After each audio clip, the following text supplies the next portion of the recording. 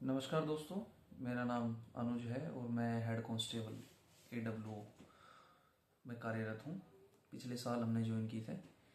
मेरे पास बहुत सारे डाउट्स आए हुए थे कि साइंस हम कैसे करें Delhi police head constable AWO के लिए। तो मैं आज आपको इस वीडियो में कंप्लीट स्ट्रेटेजी बताता हूँ जो मैंने फॉलो की थी। तो स्टार्ट करते हैं वीडियो को बिना टाइम आपका वेस्ट किए। आपको पता है Delhi police head constable AWO के एग्ज़ाम में 5 सब्जेक्ट आपके आएंगे। 5 सब्जेक्ट आपको आएंगे। क्या क्या उनका मार्क्स वेटेज रहेगा? मैथ्स आपकी 25 मार्क्स की आएगी। रीजनिंग 20 मार्क्स की है। GK general awareness 20 marks, science 25 marks और कंप्यूटर 10 मार्क्स। 5 आपके सब्जेक्ट्स हैं जो आपके इस एग्ज़ाम में आने वाले हैं। तो आप इन्हें कैसे टारगेट करेंगे, कैसे स्ट्रेटेजी आपकी होनी चाहिए और कैसे मैंने अपनी प्रिपरेशन की थी। इससे पहले भी मैं नारकोटिक्स कंट्रोल ब्यूरो में एज ए कांस्टेबल चंडीगढ़ कार्यरत था। उसके बाद मैंने वहाँ से रिजाइन देने के बाद ये ज्वाइन की। मेरी क्या तैयारी थी और मैंने किस तरीके से प्रिपरेशन की और क्या आपके लिए बेस्ट रहेगा, आपको इस वीडियो में अगर आपको अच्छा लगे उसे फॉलो करना और वो फ़ायदेमंद हो तो उसे अच्छे से फॉलो करोगे तो बिल्कुल फ़ायदा करेगा आपको। देखो, 5 सब्जेक्ट आपके आने हैं एग्जाम में और सबसे मेजर क्वेश्चन जो आपका इस डाउट्स आ रहा है मेरे इंस्टाग्राम अकाउंट्स पे कि साइंस कहाँ से करें हम, साइंस की सबसे बड़ी दिक्कत है। तो आज वो मैं आपको बता दूंगा साइंस आपको कहाँ से करनी है, कहाँ से आपकी क्लियर होगी साइंस और कहाँ से मार्क्स बनेंगे maximum. I got 79 marks in this exam. तो स्टार्ट करते हैं। मेन सब्जेक्ट आपका जो है आप उस पर फोकस करो। मेन सब्जेक्ट क्या है और मेन सब्जेक्ट क्या होता है? मेन सब्जेक्ट वो नहीं होता जो आप जिसमें आप वीक हो।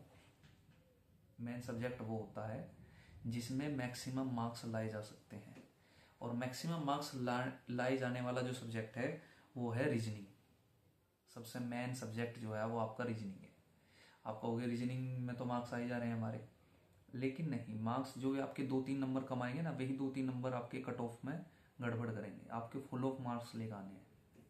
तो मैं नंबर 1 पे मेन जो सब्जेक्ट आपको बताता हूँ वो है आपका रीजनिंग का। रीजनिंग आएगी आपकी 20 मार्क्स की और आपका टारगेट होना चाहिए 20 आउट ऑफ 20।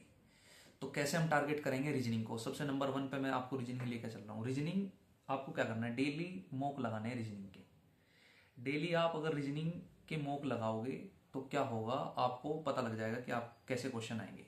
किस एग्जाम के लगाएं? SSC, CHSL, CGL। Special mock test भी होते हैं, टेक्स्ट बुक का अगर आप यूज कर रहे होंगे तो डेली मॉक टेस्ट लगाइए विद इन टाइम। और उसमें आप 20 क्वेश्चन 25 क्वेश्चन वाले मॉक लगाइए।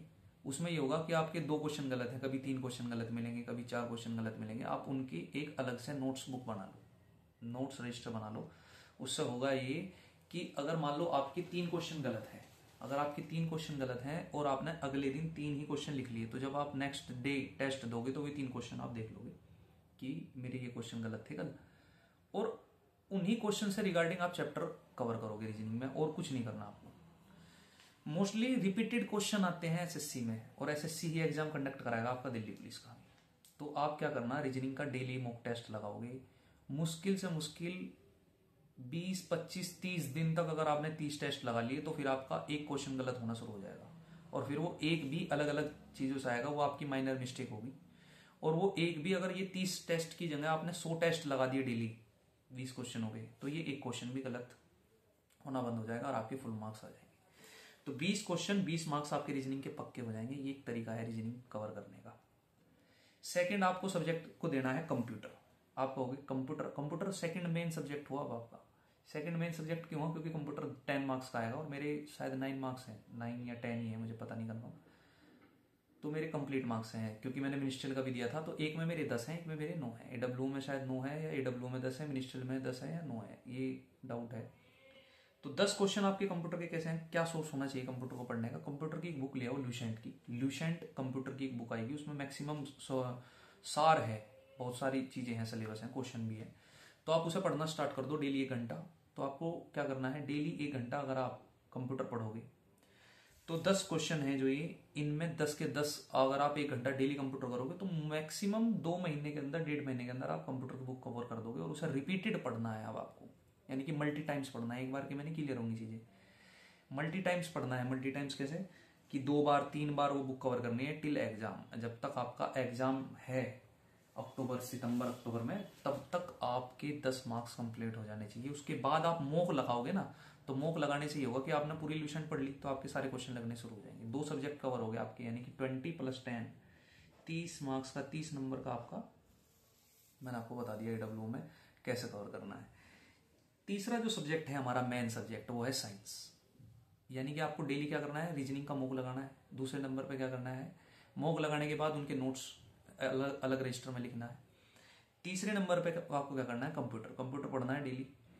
जो बुक लेकर आए वो 1.5-2 महीने में कंप्लीट कर देनी है, फिर मॉक लगाने स्टार्ट कर देना और वो बुक को रिपीटेड पढ़ना स्टार्ट कर देना है। 2 सब्जेक्ट क्लियर हो गए आपके। तीसरे नंबर पर आप क्या पढ़ोगे, तीसरे नंबर पर आ जाती है साइंस। साइंस मैंने कहाँ से पढ़ी थी, साइंस के लिए एक राइटर मैं आपको सजेस्ट करता हूँ, बुक है Mahesh Kumar Varnamal NCERT science book. उसमें क्या है, आपका पूरा सिलेबस है थियोरिटिकल। वो बुक आप ले आओ, उसमें सब कुछ है, कंप्लीट बुक है। मेरे पास थी, वो भी मैं रखी हुई है कहीं अंदर, मुझे मिली नहीं वीडियो से पहले, नहीं तो मैं आपको दिखा भी देता हूँ क्या वीडियो है, क्या वो उसकी बुक है। लेकिन आप सर्च करोगे अमेजोन से मंगा लो, महेश कुमार वर्णमाल साइंस की बुक है। आप अगर कहीं ऑनलाइन कोर्स आपने परचेस कर रखा है, उनके नोट्स आप बना रहे हो, कोई बात नहीं, बनाओ, लेकिन वो बुक भी कंप्लीट करके जाना है एडिशनल। क्योंकि साइंस ही इतनी खतरनाक आई थी हमारे एग्जाम में कि 25 क्वेश्चनों में से 12, 13, 14 करने बहुत बड़ी बात होगी थी। जबकि नेगेटिव मार्किंग इसमें नहीं है, आपको पता है। आप 70 वे क्वेश्चन करोगे जो आपको आते हैं, 30 पे आपको तुक्का भी लगाना है, क्योंकि साइंस में ऐसे क्वेश्चन आए थे जिनमें नहीं समझ आ रहा था कहाँ से थे। तो आपको महेश कुमार वर्णमाल साइंस की जो बुक है, राइटर है, वो बुक ले लेनी है और उस बुक को डेली पढ़ना है, 1 से 1.5 घंटे 2 घंटे। उसमें क्वेश्चन भी है, वे क्वेश्चन भी लगाने हैं। तो आपके जो 3 मेन सब्जेक्ट हैं जो मैंने बताए आपके, वे क्या है, रीजनिंग 20 आउट ऑफ 20 आपके आ जाएंगे अगर आप ऐसा करोगे। कंप्यूटर में 10 आउट ऑफ 10 आ जाएंगे अगर आप ऐसे पढ़ोगे, क्योंकि काफी टाइम है अभी एग्जाम में। तीसरे नंबर पे आपको साइंस मैंने बता दिया, साइंस कैसे पढ़नी है, साइंस के भी इसी तरीके से कवर हो जाएगा। चौथे नंबर पर आपको जो सब्जेक्ट्स को टाइम देना है वो है आपका मैथ्स, और 5वें नंबर पे है जीके। मैथ्स और जीके में क्या दिक्कत है कि मैथ्स कुछ बच्चों का अच्छा है, कुछ बच्चों का मीडियम है, मॉडरेट है, ज्यादा बढ़िया नहीं है। तो आपको मैथ्स का क्या करना है, मैथ्स का भी मॉक लगाना है, 20 क्वेश्चनों का मॉक लगाना है। डेली नहीं लगा सकते तो दूसरे दिन तो देना ही देना है मॉक आपको। और ठीक इसी तरीके से जो क्वेश्चन आपके नहीं हो रहे हैं, जो क्वेश्चन आपके गलत आ रहे हैं, मान लो आपने टेस्ट दिया और उस टेस्ट में मैथ्स आपको पता है 25 क्वेश्चन की आएगी। 25 क्वेश्चन में से मान लो आपके 17 ठीक हुए, 8 आपके गलत हुए। आपने उन 8 क्वेश्चनों के नोट्स बनाए, एक अलग रजिस्टर लिया, उन 8 क्वेश्चनों को लिखा, बाकायदा लिखा, उनके नीचे उनके सॉल्यूशन लिखे, और उन चैप्टरों को आपको अलग से बुक से करना है जो आपके क्वेश्चन गलत हो रहे हैं बार बार। क्योंकि दिक्कत यह है कि हमें जो क्वेश्चन हमारे ठीक हो जा रहे हैं, जिनमें हम बढ़िया हैं, हम उनकी प्रैक्टिस कर रहे हैं, हमें उनकी ही प्रैक्टिस करनी है जो जिनसे हमारे नंबर कट रहे हैं। तो आप क्या करोगे, मैथ्स के जैसे मान लो आपके 25 क्वेश्चन का आपने आज मुंह लगाया और 18 आपके ठीक हुए, आपने 7 क्वेश्चन लिख लिए।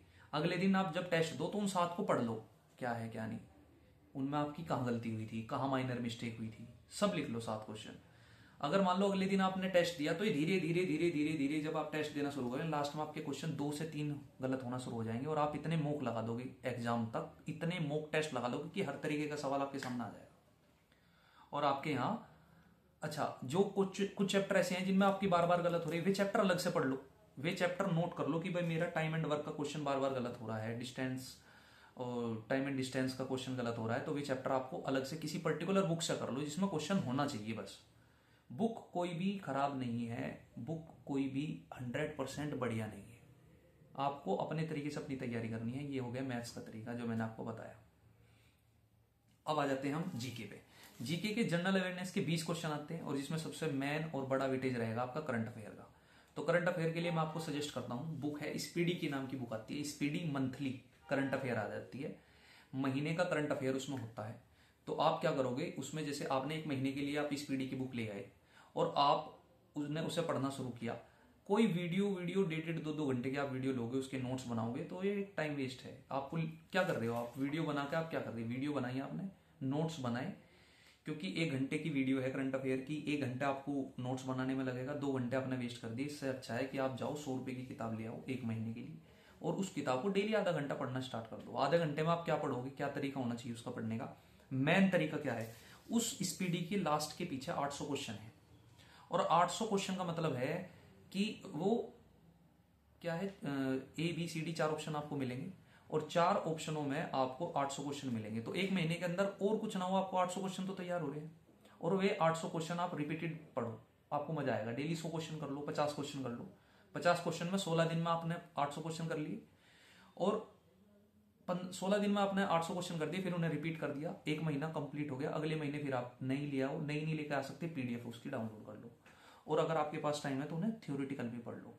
करंट अफेयर का यही तरीका है। अगर 800 क्वेश्चन आप कर रहे हो ना हर महीने, तो आप ये देख लो, अगर आपके पास 5 महीने भी हैं तो 8 पंजे 40, 4000 क्वेश्चन आपके तैयार हो जाएंगे करंट अफेयर के, जिसमें से 10, 7, 8 या 5 या 6 क्वेश्चन आप आराम से इजीली कनेक्ट कर पाओगे। ये हो गया करंट अफेयर का। अब सिर्फ एक पोर्शन बचा हुआ है जीके का।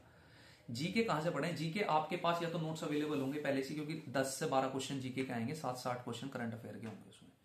10 से 12 क्वेश्चन, टोटल 20 क्वेश्चन आने हैं जीके के। तो आप 10 से 12 क्वेश्चनों को कैसे करो? 10 से 12 सवालों को आप कोई भी पर्टिकुलर एक बुक ले लो, ल्यूसेंट की ले लो, किरण की ले लो, किरण पब्लिकेशन की भी अच्छी बुक है जीके की, सिर्फ उसमें जीके के क्वेश्चन पढ़ना स्टार्ट कर दो। तो मैंने आपको 5 मेजर पॉइंट बताए। सबसे मेन, मैं रिपीट कर रहा हूं अपनी बात को शॉर्ट टाइम में, सबसे मेन सब्जेक्ट वो होता है जिसमें आपका एक भी मार्क्स ना कटे और इजी हो। मेन सब्जेक्ट वो बिल्कुल भी नहीं है, क्योंकि जीके इतना वाइड पोर्शन है, आपने दुनिया भर का टाइम अगर जीके में दे दिया, क्वेश्चन 12 आएंगे और वे भी कंफर्म नहीं है कि वे 12 आएंगे और वे तुम करेक्ट कर भी पाओगे या नहीं, क्योंकि जीके ही ऐसा क्वेश्चन है जिसमें पोर्शन है जिसमें आप 100% मार्क्स नहीं लेकर आ सकते। तो जब हमें पहले ही पता है कि हम 100% नहीं लेकर आ सकते, तो हम वो सब्जेक्ट पढ़ेंगे ना जिसमें 100% हम लेकर आ सकते हैं, और 100% हम लेकर आ सकते हैं रीजनिंग में, कंप्यूटर में और साइंस में। मैथ्स अगर आपका अच्छा है तो प्रैक्टिस के हिसाब से आप उसमें भी 100% ले आओगे। करंट अफेयर अगर आपकी अच्छी है, यही तरीका आपने अपनाया, तो करंट अफेयर में भी आपके अच्छे मार्क्स आ जाएंगे। जीके का पोर्शन जो आपका है 10-12 क्वेश्चन होगा, उसमें आपके पढ़े हुए 5-7 क्वेश्चन ही आएंगे, 4-5 पे आपको फिर भी तुक्का लगाना पड़ेगा, और तुक्का अच्छा बैठ गया तो आप टॉपर हो जाओगे, और अच्छा नहीं बैठा तो सिलेक्शन तो फिर भी हो जाएगा। तो मैंने आपको बता दिया, मैं रिपीट करता हूं अपनी बात। रीजनिंग के डेली मॉक टेस्ट लगाओ, मैथ्स के डेली मॉक टेस्ट लगाओ, दोनों मॉक टेस्ट के दोनों अलग अलग कॉपी बनाओ, नोट्स बनाओ, उन नोट्स में डेली वही क्वेश्चन पढ़ने के बाद अगला टेस्ट दो, और जो क्वेश्चन गलत हैं आपके, जो क्वेश्चन गलत हो रहे हैं उन्हें अच्छे तरीके से लिखो, और जो चैप्टर के बार बार गलत हो रहे हैं उस चैप्टर को ही पढ़ो बढ़िया से, ठीक है। सारे सवाल आपको आ जाएंगे, सारे सवाल का तरीका आपको आ जाएगा, टाइम मैनेजमेंट हो जाएगा, सबसे बड़ी बात है। डेली मॉक टेस्ट देने का मतलब है आप टाइम मैनेजमेंट कर पाओगे। कितना भी हार्ड पेपर आ जाए ना, आप होपलेस नहीं होगे, आपको इतना कॉन्फिडेंस रहेगा कि इतनी ज्यादा आपने प्रैक्टिस कर ली, इतने मॉक लगा लिए कि आप विद इन टाइम कर लोगे। आपको ये भी पता लग जाए कौन सा सवाल छोड़ने वाला है, किसे मैं बाद में करूंगा, किसे मैं लास्ट में करूंगा, किसे मुझे अभी करना है, किसे मुझे टाइम देना है, क्या मुझसे अभी ये हो जाएगा या टाइम लेगा। तरीका समझ में आया? 2 बुक जो मैन है, मैंने आपको 2 बुक बताई। 2 बुक में मैंने साइंस की बुक बताई महेश कुमार वर्णमाल, और सेकंड मैंने आपको जीके करंट अफेयर की बुक बताई स्पीडी। ये 2 बुक आप एडिशनल जोड़ लो, और टेक्स्ट बुक का रिचार्ज या किसी भी टेक्स्ट बुक सीरीज जो आपके पास है उस पर आप टेस्ट देना स्टार्ट कर दो। तो ये आपकी स्ट्रेटेजी होनी चाहिए एग्जाम को क्रैक करने के लिए। ये मेरी पहली वीडियो है, अगर यहाँ तक आपने देखी है तो दूसरी वीडियो भी आपके फायदे के लिए होगी, अदर एग्जाम्स के लिए भी होगी। दिल्ली पुलिस AW और दिल्ली पुलिस कांस्टेबल दोनों के लिए मैं आपको स्ट्रेटेजी बताऊंगा नेक्स्ट वीडियो में भी। Thank you so much, subscribe कर लो और आप तक वीडियो पहुंच जाएगी। Thank you very much.